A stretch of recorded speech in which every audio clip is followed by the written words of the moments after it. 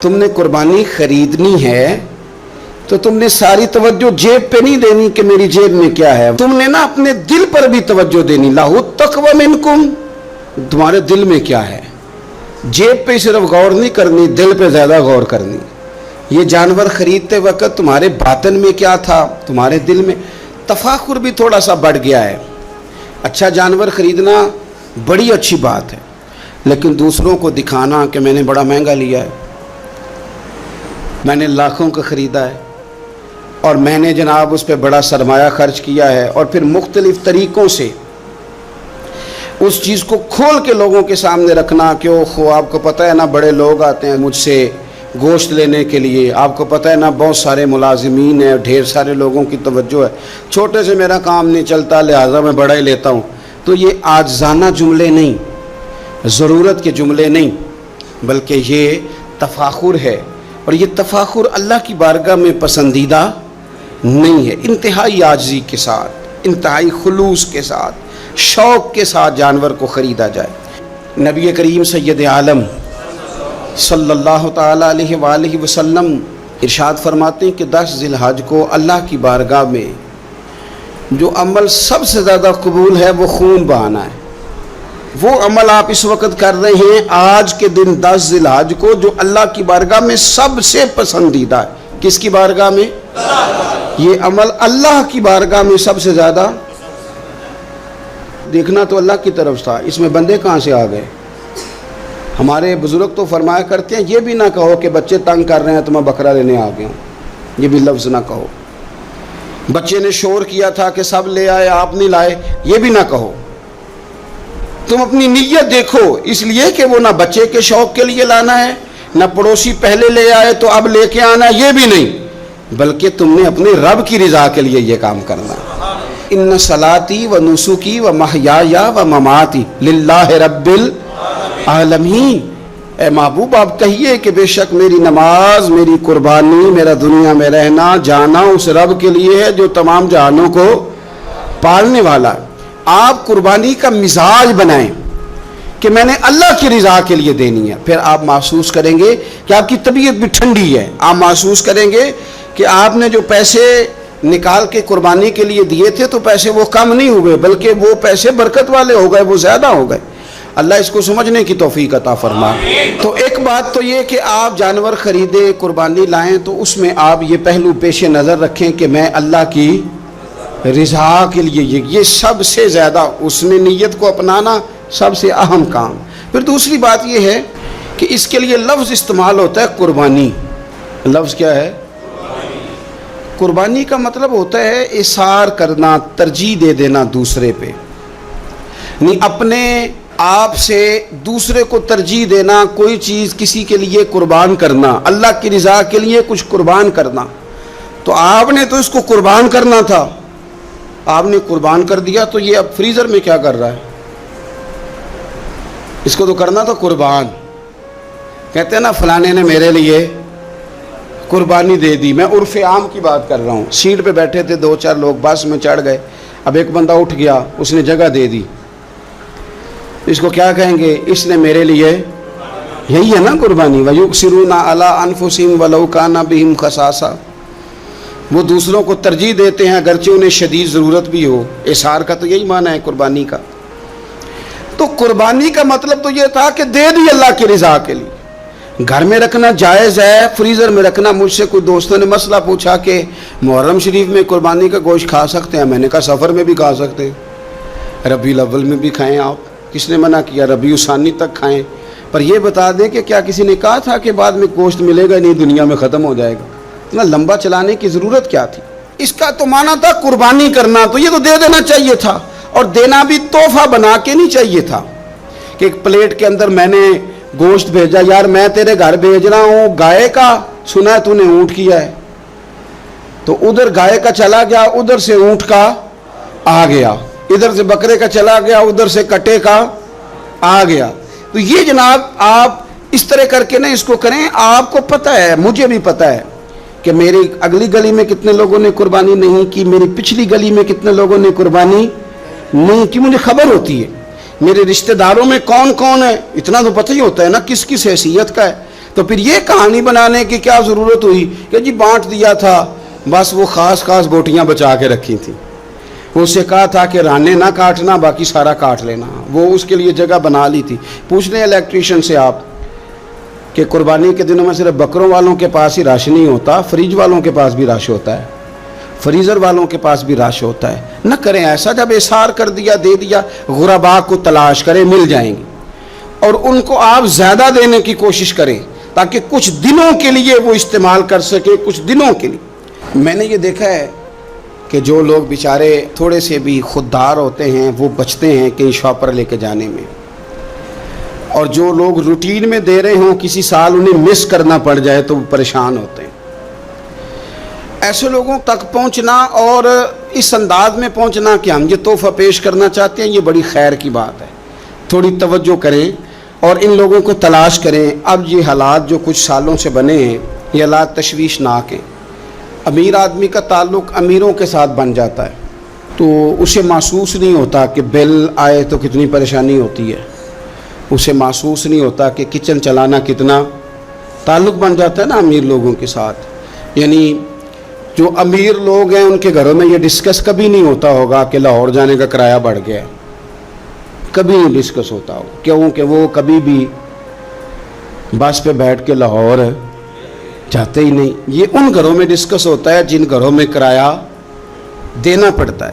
تو کمر توڑ مہنگائی ہے، چیزیں لوگوں کی پہنچ سے دور ہوتی جا رہی۔ اس موسم کے اندر اللہ نے کچھ لوگوں کو موقع دیا ہے کہ وہ پوری گائے ذبح کریں گے، وہ پورا اونٹ ذبح کریں گے، وہ کئی بکرے کاٹیں گے۔ تو بھئی آپ تو کھاتے رہتے ہیں، اب ادھر سفر کریں جن لوگوں کے پاس یہ سارا سال چیزیں اس وافر انداز میں میسر نہیں ہوتی، ان کے ہاں آپ جائیں، آپ وہاں ان چیزوں کو بانٹیں اور تھوڑے شوق کے ساتھ بانٹیں۔ جب آپ بانٹتے وقت چہرے پہ سلوٹ لے آتے ہیں نا، آپ لوگ ابھی آ گئے، ابھی تو گوشت بنایا بھی نہیں، آپ کو دیں گے، مل جائے گا، آپ کی جو چہرے کی سلوٹیں ہیں، لفظوں کا ترش ہونا ہے، وہ کئی دفعہ وہ مزہ خراب کر دیتا ہے۔ مزے کو خراب نہ کریں، آپ چلے جائیں۔ کوئی ضروری نہیں ہے کہ آپ لوگوں کی گردنیں جھکا کے خوش ہوں، یہ کوئی کام نہیں ہے کہ کوئی آپ کے سامنے جھولی پھیلائے تو آپ کہیں میں بہت بڑا آدمی ہوں، یہ کوئی کمال ہے؟ یہ آپ کس چکر میں پڑ گئے؟ یہ اللہ کی مخلوق ہے، ہمارے دینے سے کیا؟ لوگ روز روٹی کھاتے ہیں، میرا رب ہی عطا کرتا ہے تو مخلوق پیٹ بھر کے کھاتی ہے۔ تو اگر آج اللہ نے ہمیں ذریعہ بنا دیا ہے تو ہمیں پھر یہ رویہ اختیار، قربانی ہے کیا؟ صحابہ نے پوچھ لیا ما ھذہ الاضحیہ، حضور قربانی کیا ہے بتائیے۔ اب قربانی کا ایک سادہ مفہوم ہے کہ مخصوص جانور مخصوص وقت میں اللہ کے قرب کی نیت سے ذبح کرنا قربانی ہے، اور اس میں بتا دیا گیا کہ گائے بھینس اور بھیڑ بکری اور اونٹ، اور اس میں ساری اقسام شامل ہیں، نر بھی، مادہ بھی، خصی بھی، غیر خصی بھی، سارا کچھ شامل ہے۔ یہ بھی ایک جملہ تھا، بتا دیا جاتا۔ پوچھا یا رسول اللہ قربانی کیا ہے؟ پتہ ہے حضور نے فلسفہ کیا بیان کیا؟ فرمایا سنتی ابیکم ابراہیم، یہ تمہارے باپ جناب ابراہیم کا طریقہ ہے، قربانی جناب ابراہیم کا یہ حضور نے بیان کیا۔ تو صحابہ نے عرض کی حضور طریقہ ہے حضرت ابراہیم کا، تو ہمیں کیا ملے گا؟ فرمایا ہر بال کے بدلے اللہ نیکی عطا فرمائے، جانور کے بدلے نہیں، جانور کے ہر۔ تو حضرت ابراہیم نے قربانی کیسے کی؟ قرآن مجید ہے اور سورہ صافات ہے، حضرت ابراہیم کی قربانی بھی قرآن نے بیان کی۔ بات کہاں سے شروع ہوئی؟ جناب ابراہیم نے دعا مانگی ربی ہب لی من الصالحین، اے اللہ مجھے صالح بیٹا عطا فرما۔ اولاد کی طلب صرف ماں کو نہیں ہوتی، باپ کو بھی بڑی ہوتی ہے۔ یہ الگ بات ہے بچے سپورٹر ماں کے ہوتے ہیں، باپ کو بھی بڑی طلب ہوتی ہے۔ ربی ہب لی من الصالحین، اللہ مجھے صالح اولاد عطا فرما، پہلے دعا مانگی۔ رب فرماتا فبشرناہ بغلام حلیم، ہم نے انہیں عقل مند بیٹے کی خوشخبری عطا فرمائی۔ انہوں نے صالح بیٹا مانگا، اللہ نے حلم والا بیٹا عطا کیا، بیٹا مل گیا۔ فلما بلغ معہ السعی، پھر جب بیٹا ان کے ساتھ کام کرنے کے قابل ہو گیا، بندہ رات کو تھکا ماندہ گھر آئے نا تو بیٹا تھوڑا سا بڑا ہو جائے تو اس کو چارپائی پہ لیٹا دے کے ابا بڑا راضی ہوتا ہے۔ چلے زیادہ शायरों ने शान अम्मा की लिखी हैं, इसमें शक कोई नहीं, उन्होंने नहीं अब्बा की तरफ तवज्जो दी, उनकी मर्जी है। तो ज़्यादा बातें अम्मा के हक में हुई, पर बाप और बेटे का प्यार, बेटे और बाप का प्यार, अगर ये आयतें कुरान पाक की कभी समझ में आ जाएं तो शायद इश्क की सारी दास्तानें ख़त्म हो जाएं। बेटा भी अपने बाप से बड़ा ही प्यार करता है, बाप भी अपने बेटे से बड़ा। ये दुआ हजरत इब्राहिम ने मांगी, या अल्लाह साले बेटा दे।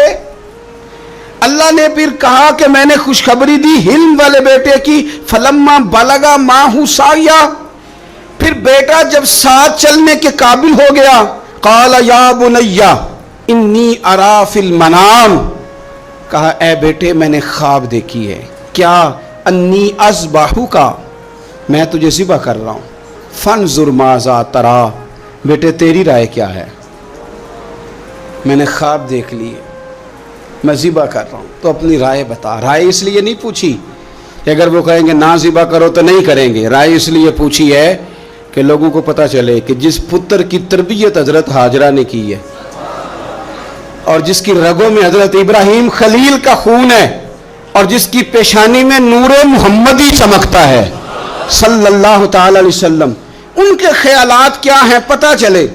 और ये पूछा भी इसलिए ताकि लोगों को समझ आ जाए कि अगर हज़रत इब्राहिम ज़िबा करने को तैयार थे तो जनाब इस्माइल ज़िबा होने को तैयार, लोगों की समझ में बात आ जाए। फंजुर माज़ा तरा, तेरी क्या राय है, कुर्बान जाएं। ये भी अंदाज है बेटे का बाप के साथ। ये नहीं कहा कि अब्बा जी ज़िबा कर दें आप, ये नहीं कहा।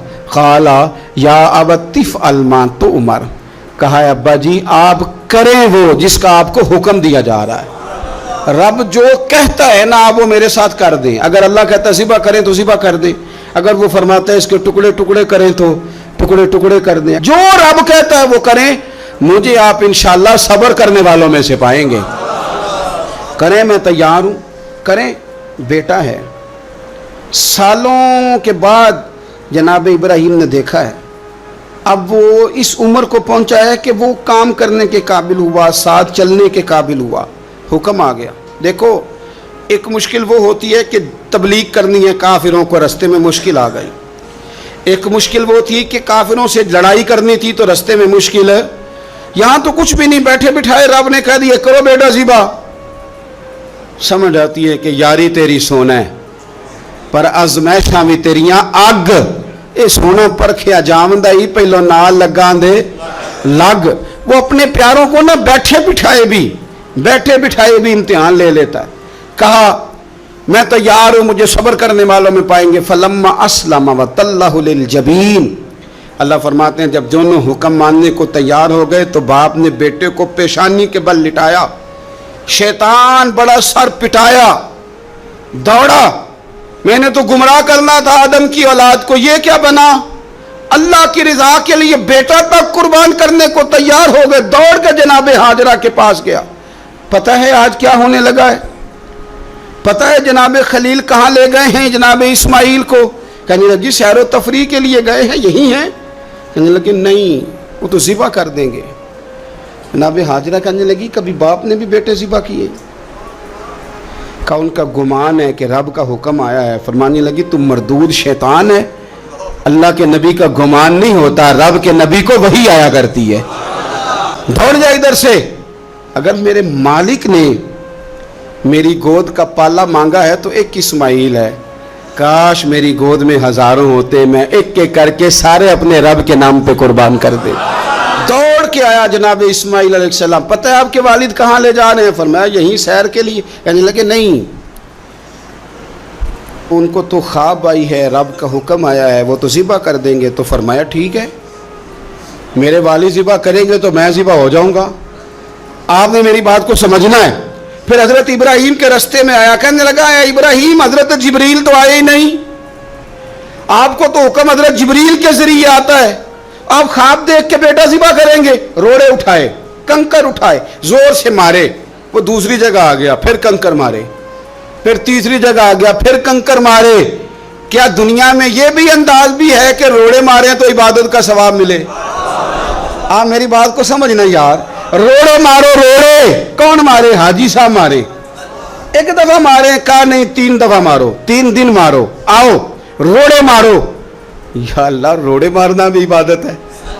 पत्थर मारे, कंकर मारे, फरमाया मारो ना, तुम्हें पता नहीं ना कि वो जायका कितना है जब मेरे खलील ने मेरी खातर रोड़े मारे थे, मेरी खातर रोड़े मारना भी इबादत करार दे दिया। सहाबा ने पूछा या रसूल अल्लाह, ये जो हम कंकर मारते हैं जमरात को, इसका भी सवाब है? फरमाया ये तो तुम्हें मिजान अमल में क़यामत के दिन पता चलेगा ना अजर कितना है, ये तो तुम्हें तब पता चलेगा। रोड़े मारे हजरत इब्राहिम खलील ने, फलम्मा अस्लमा व तल्लहु लिल जबीन, दोनों तैयार हो गए। बाप ने बेटे को पेशानी के बल लिटाया। मुफस्सिरीन कहते हैं खुद कहा था जनाब इस्माइल ने, अब्बा जी सीधा लिटा के ज़िबा ना करना, हो सकता है चेहरा देखें तो आपसे छुरी ना चलाई जा सके, आंखों पे पट्टी बांध लो, मुझे उल्टा करके लिटा लो और मेरे हाथ पैर बांध लो।